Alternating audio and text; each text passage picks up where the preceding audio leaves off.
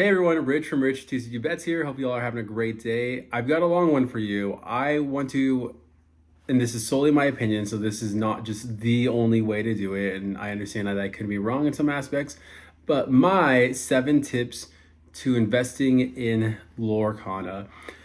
A little bit of background, like I've been investing in buying sealed product of Lorcana for closer to a year and a half at this point.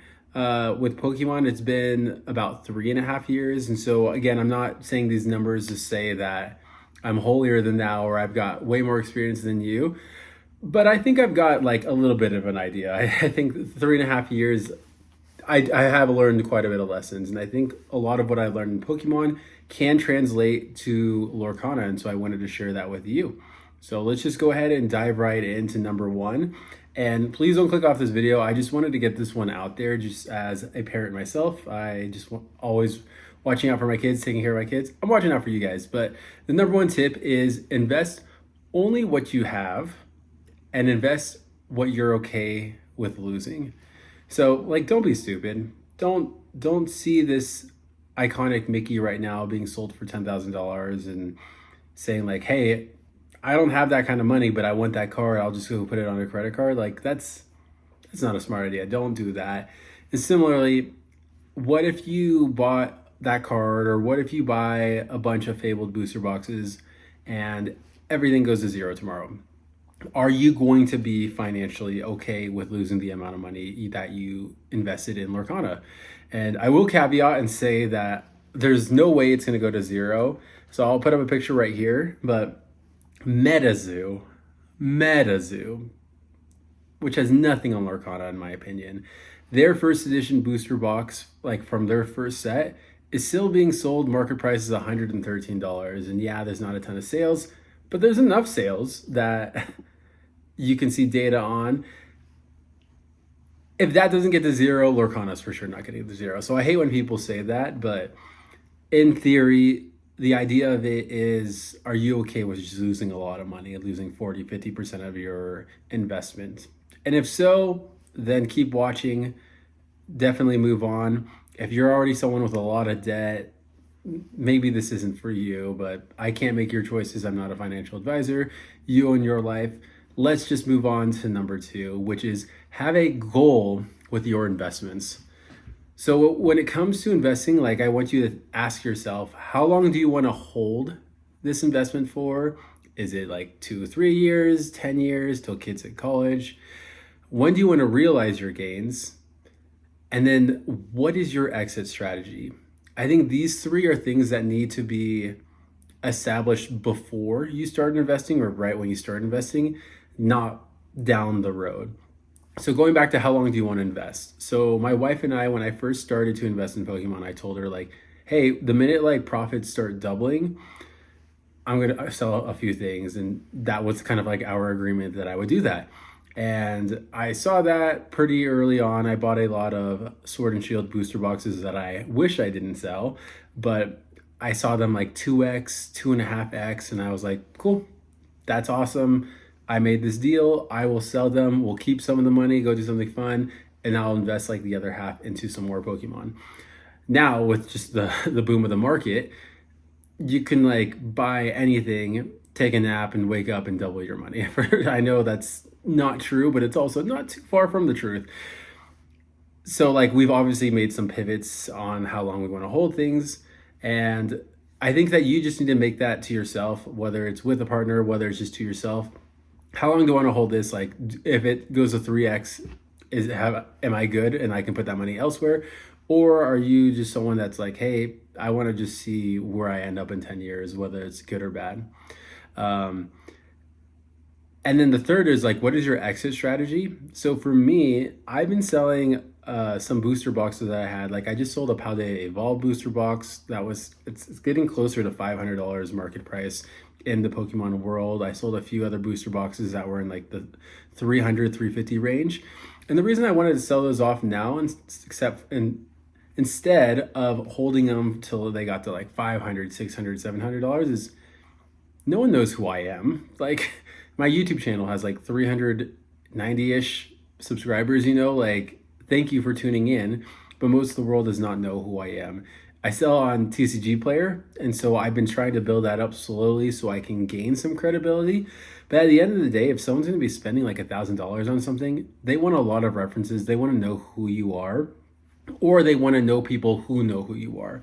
And so when it comes to like an exit strategy, yeah, I know it seems pretty nice to be like, wow, if my first chapter, first edition sealed case, maybe one day will hit $10,000, like that would be awesome. And yeah, that would be awesome. But if you can't sell it, is that awesome? Or if you have to sell it for 8,000 instead of 10,000, yeah, that's still great money. But like if you're missing out on 2,000 because you don't have the credibility or the right exit strategy, that's going to hurt whenever that time happens, hopefully sooner than later. But just some things to think about with your investment goals. Number 3 is gonna come out controversial, but just stick with me. It's be an investor and not a collector. So I'm gonna take a step back, just put the pitchforks down. I love collecting these cards too. Like on the Pokemon, I've got a Master Set of 151. I'm close to a Master Set of Prismatic. I love collecting and investing. For Lorcana, I'm planning on master setting Wilds Unknown. That's a goal that I wanted to do. So it's okay to do both. But in the investing mindset, when I say be an investor, not a collector, you don't need to have one of every product. You don't need to have one of every booster box or one of every booster box case or one of every trove. Like if you want to be a collector, yeah, that's fine. But if you think about it, like, is it better to get a Into the Inklands, Ursula's Return, Azure at Sea, and Arceus Island trove? Or do you think that money would do better in a first chapter trove or a Fable trove?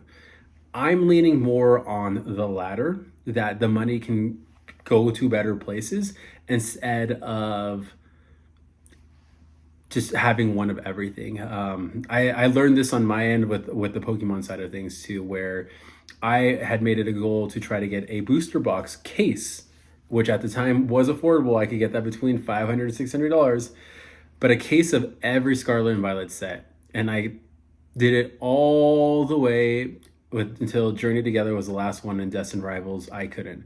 And I remember being like so upset, and it made me want to not invest in Destined Rivals to the point where I got a booster box at the Pokemon Center and called it good. When in reality, I should have been going all in on that set and spending a lot more money on that instead of trying to get the same amount of everything to make it look pretty, even though it was all in cardboard boxes in my basement and didn't look pretty. You know, like, do you get what I'm saying? Like, yes, you can have one of everything. Like, that's cool. But if you want to have more of an investor mindset, and this is going to lead into like a future point, but like if you want to have more of an investor mindset, you don't need to collect everything. Like invest on what you think will do well.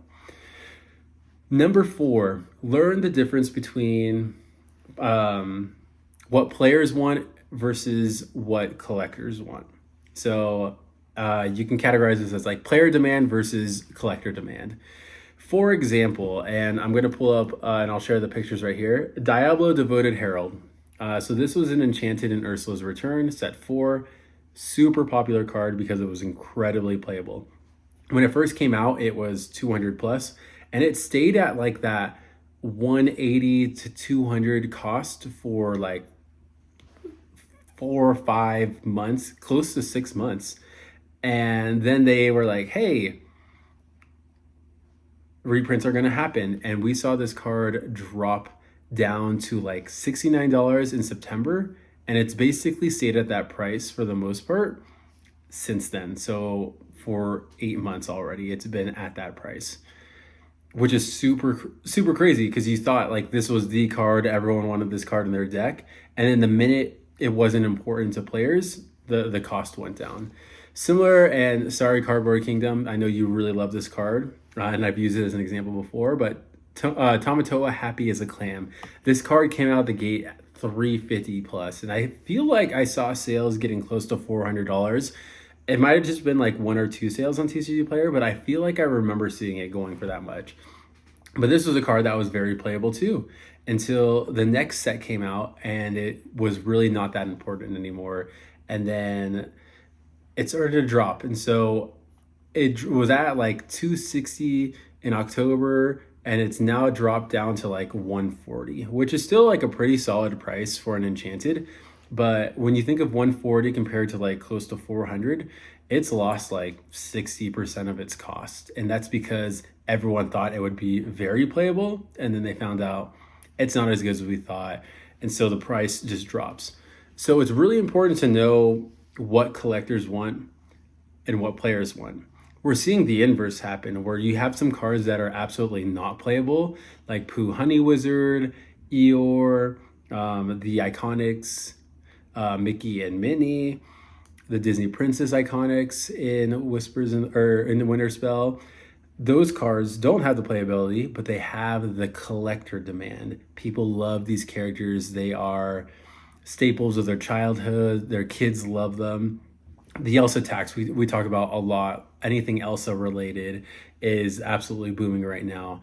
And so knowing what the collectors want versus what the players want, and not getting caught up in just what the current market price is for a card, is super important. For me personally, because I don't know the game super well, that's why I try to stay away from singles. But like I said, I'm trying to master set Wilds Unknown, and a lot of that is because I think those enchanteds are going to be super valuable one day. Even though the pull rates are better for this set compared to every other set previously in Lorcana history, everyone's going to want Pixar characters. Everyone's going to want that iconic buzz. And so I'm trying to get my hands on those as quickly as I can, and I can just keep them in my binder until I need to sell them, or whatever happens. Number 5, sealed is king. And this is kind of what I was just saying right now, where I don't really like getting singles, but there is a play, and that singles play is just get the popular IPs, Mickey and Minnie, Disney princesses, Pixar, Winnie the Pooh. If you get those, like, you're pretty safe. But sealed is even safer. If we take a look at fabled booster boxes, a sealed booster box is going for about $420 market price on TCG Player.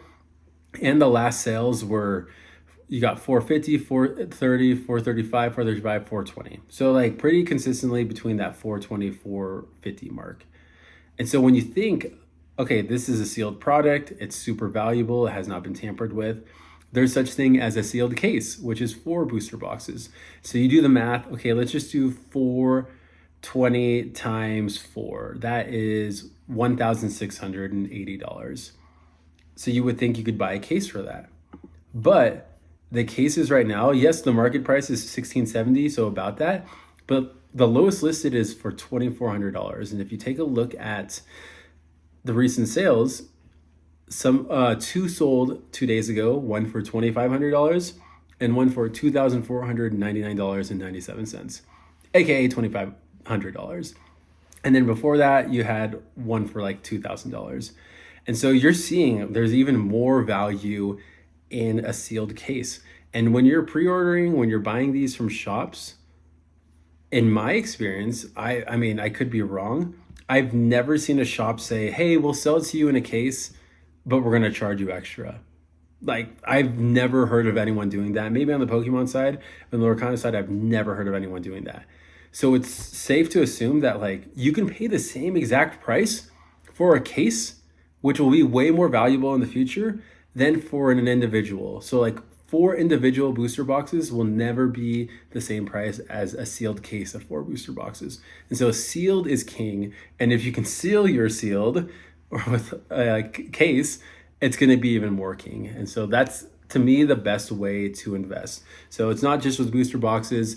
We see that with crows as well too. And just because in the collector's eyes of like those that are wanting to collect these sealed items or invest in them, like there's way more individual boxes than there are sealed cases of boxes. And so the scarcity is going to play a factor in the price, which is why the price is going to be higher.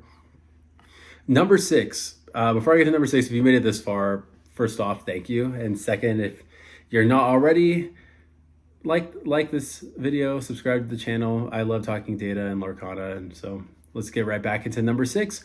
The fun experience of the pack opening is going to impact prices.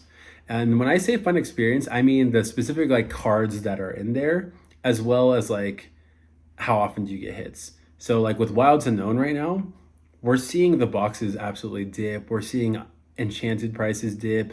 The iconic Buzz is going up, the iconic Merida is going down. And this is because all these cards, maybe with the exception of the iconics, are getting pulled way more often than they ever have.